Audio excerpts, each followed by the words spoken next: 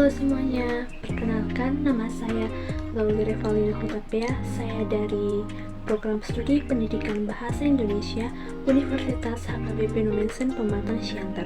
Dalam video kali ini, saya akan melakukan wawancara terhadap salah satu dosen di Universitas HKBP Nomensen Pematang Siantar, yaitu dosen Pendidikan Bahasa Indonesia Bapak Kristianto Wibisono Nababan, SPD MPD.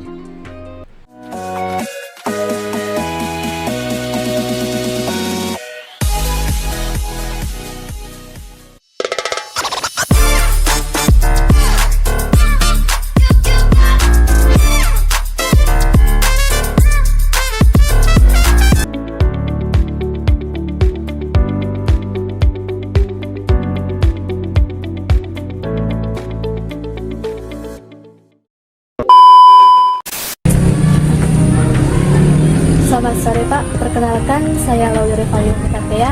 Saya mahasiswa dari Prodi Pendidikan Bahasa Indonesia. Dalam kesempatan ini, saya mengundang Bapak untuk melakukan wawancara dalam memenuhi tugas mata kuliah keterampilan bahasa produktif yang diampu oleh Ibu Marlina Tambunan, SPD MPD. Langsung saja Pak, bolehkah Bapak ceritakan sedikit tentang latar belakang pendidikan Bapak? Latar belakang pendidikan kuliah di Universitas HKBP Nomensen Pematang Siantar, Stambu 2014. Tapi sebelumnya sampai ke sana sedikit FYI ya, bahwasannya dulu zaman SMA ya, kan ada SBMPTN kan namanya.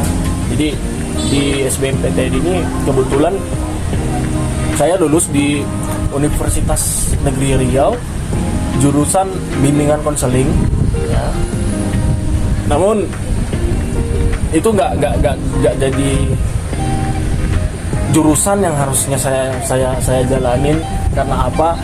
Karena itu tadi faktor orang tua yang nggak mendukung saya buat pergi ke Riau untuk melanjutkan pendidikan saya, studi saya di sana. Jadi hingga pada akhirnya orang tua saya merekomendasikan kuliah di Siantar atau tidak sama sekali. Jadi ya udahlah, saya juga pengennya kuliah. Ya udah, terakhir saya memilih untuk hadir mendaftar ke Nomensen tahun 2014 gitu. Dalam menjalani perkuliahan ini, apa yang memotivasi Bapak untuk tetap bertahan di jurusan yang awalnya tidak Bapak minati? Oh, iya betul. Jadi sebenarnya kenapa bisa menjadi jurusan Prodi Pendidikan Bahasa dan Sastra Indonesia? Jujur karena kalau dibilang latar belakang, saya lebih suka hal-hal yang berbau dengan seni, baik itu seni musik, seni teater, drama, kan gitu. Jadi pada saat saya datang ke Nomensen ini tahun 2014, saya melihat brosur dengan beberapa jurusan-jurusan yang tersedia gitu kan. Ada jurusan agama, bahaya. Dan ada jurusan bahasa Inggris, ada jurusan matematika, hingga pada saat terakhirnya saya melihat jurusan bahasa Indonesia gitu. Jadi kenapa saya terakhirnya harus mengambil ataupun memilih jurusan bahasa dan sastra Indonesia ini? Karena yang seperti saya tahu, sastra itu ada mengandung unsur seni ya. Di sana ada puisi, di sana juga ada drama, ada musikalisasi puisi juga ya. Jadi mungkin itu jalannya, makanya saya ya tertarik untuk mencoba mengambil jurusan Bahasa dan Sastra Indonesia pada saat itu. Bagaimana cara Bapak mengatasi rasa tidak minat pada awalnya dengan jurusan yang Bapak jalani? Mengatasinya ya, saya mengatasi tidak minat saya itu dengan cara saya bertemu dengan orang-orang baru ya, di kelas maupun di lingkungan kampus, yang dimana mereka juga merasakan hal yang sama gitu. Mereka juga punya dilema masing-masing. Ada yang mereka memiliki kegagalan dalam mencoba universitas lain gitu kan. Ada mungkin sama juga dengan saya dilemanya. Jadi ketika kami yang memiliki banyak pikiran menjadi kumpul, menjadi teman, bersahabat, ada kesenangan tersendiri, ada semangat baru yang muncul ya, bahwasannya nggak selamanya kuliah itu harus di negeri. Nggak ada tolak ukurnya, mau di negeri mau di swasta jadi orang gitu contohnya kan, meraih cita-cita, nggak ada. Justru dari mereka saya banyak belajar bahwasannya perjalanan dalam hidup itu, jika kamu sudah memilih, jalani, syukuri, dan tanggung jawabi gitu. Itu sih. Selama menjalani perkuliahan ini, apa ada momen atau pengalaman tertentu yang mengubah pandangan terhadap jurusan yang Bapak jalani? Momen. Oke, awalnya saya pikir jurusan Bahasa dan Sastra Indonesia itu adalah jurusan yang paling gampang ya. Paling gampang ya dalam arti saya sudah orang Indonesia gitu. Buat apa untuk belajar bahasa Indonesia lagi gitu kan. Tapi ternyata setelah saya menjalani semester demi semester, ternyata Bahasa dan Sastra Indonesia itu nggak segampang yang saya pikirkan. Karena apa? Karena di sana kita bukan hanya sekedar membaca dan menulis, tapi kita juga harus mengerti bagaimana struktur bahasa itu, kemudian kaidah-kaidah dalam kebahasaan itu seperti apa. Terus ada juga dia yang menyinggung tentang konteks dalam berbahasa ya. Dan banyak seperti mungkin kalau sekarang ya ada fonologi kan, fonologi, morfologi, sintaksis, semantik, pragmatik, ilmu yang mengkaji bahasa itu gitu. Dan itu buat saya seperti kalau kita ke ilmu pasti seperti matematikanya di prodi bahasa Indonesia ya, ilmu kajian bahasa gitu. Itu yang membuat saya mengubah pola pikir saya, ternyata bahasa Indonesia itu tidak segampang yang saya pikir, dan atau mungkin tidak segampang orang pikir di luar sana gitu.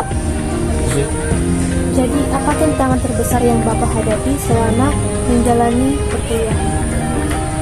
Tantangan terbesar saya mungkin yang pertama faktor lingkungan ya, pertemanan ada, kemudian dilema-dilema terhadap mata kuliah tertentu ya, berserta dengan dosennya. Jadi ada suatu momen ya, ada satu momen yang memang membuat saya benar-benar harus menjadi seseorang yang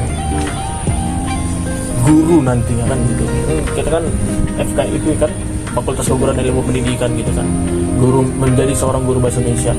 Jadi ada dosen saya pada saat itu, beliau namanya Ronald Hasibuan.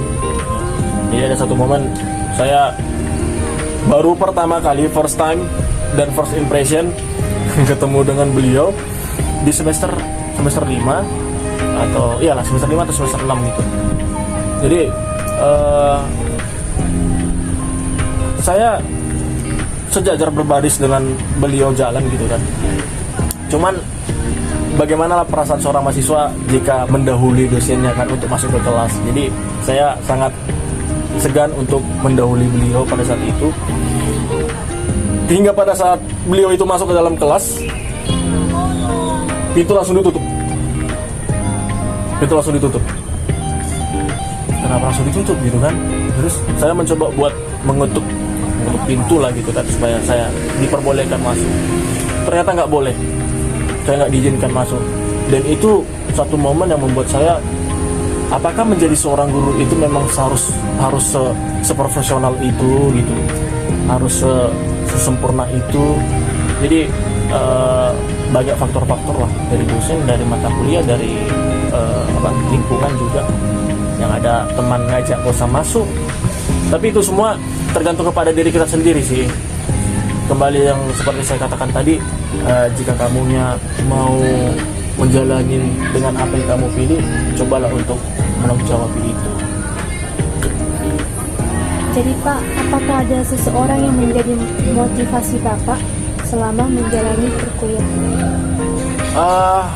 Khususnya kalau di perkuliahan ada senior lah ya, senior saya yang menjadi motivasi saya, ya. Karena saya memilih untuk berorganisasi. Organisasi kan sosialisasi kan. Saya mengambil organisasi di kampus, yaitu pada saat itu jabatan saya Dewan Perwakilan Mahasiswa Prodi, dan hanya saya mungkin stambuk termuda. Nah, jadi senior saya ada yang bernama Andro Girsang, kemudian ada Jeffrey Siombing. Ya, dua orang inilah mentor saya yang menjadikan saya seorang benar-benar mahasiswa. Karena pada saat itu banyak mahasiswa-mahasiswa baru yang hanya sekedar seperti kupu-kupu katanya, kuliah pulang gitu. Jadi mereka jika habis mata kuliah saya, mereka pasti mengabari saya lagi di mana, bisa duduk, ada yang perlu kita diskusikan ini terkait baik itu kegiatan prodi, ya, kegiatan kampus ataupun kegiatan di luar kampus. Jadi, apa saran Bapak terhadap mahasiswa yang mungkin dia merasa dirinya itu salah jurusan Pak, dalam melakukan perkuliahan? Ya, apa ya? Yang pertama, nggak apa-apa sih kalau kita itu menganggap jurusan ini salah gitu kan, nggak masalah. Yang penting asal jangan salah langkah sih. Dalam arti, jika kamu sudah memilih suatu jurusan, kamu itu harus menjalaninya, bertanggung jawab akan pilihan kamu, ya. Supaya apa? Supaya ada kesanmu tersendiri, ya, ada pengalaman kamu tersendiri, ada sejarah yang kamu buat sendiri terkait dengan apa yang kamu pilih. Karena dalam hidup, makanya saya pernah ditanya oleh teman saya, pertanyaannya seperti ini: jika kamu dikasih kesempatan, apa yang ingin kamu ubah dalam hidup kamu? Saya jawab nggak ada. Karena apa? Karena ya apa yang udah saya jalani, baik itu yang gagal, kehilangan, berhasil, tawa, itu semua adalah pilihan saya sendiri gitu. Dan apa yang saya pilih harus saya tanggung jawab, saya syukuri. Nggak perlu ada yang berubah-ubah lagi, mau itu yang gagal, mau itu yang apalah gitu. Intinya tetap jalanin aja, semangat. Terkhusus buat mereka-mereka mahasiswa yang mungkin sama seperti saya dilemanya pada saat awal-awal kuliah, memilih jurusan yang salah. Tapi percayalah, ketika kamu sudah mendapatkan jati diri kamu sebagai seorang mahasiswa, itu akan menjadi hal jalan keluar buat kamu mendapatkan ataupun membuktikan bahwasannya jurusan kamu yang sekarang itulah jurusanmu nanti yang mengantarkan kamu menjadi seseorang yang berhasil. Baik Pak, terima kasih untuk waktu dan kesempatannya. Maaf sudah mengganggu waktu Bapak. Semoga dengan wawancara ini dapat menjadi motivasi bagi saya dan juga bagi mahasiswa lain yang mungkin nanti mendengar wawancara ini. Oke. Terima kasih Pak. Oke, sama-sama.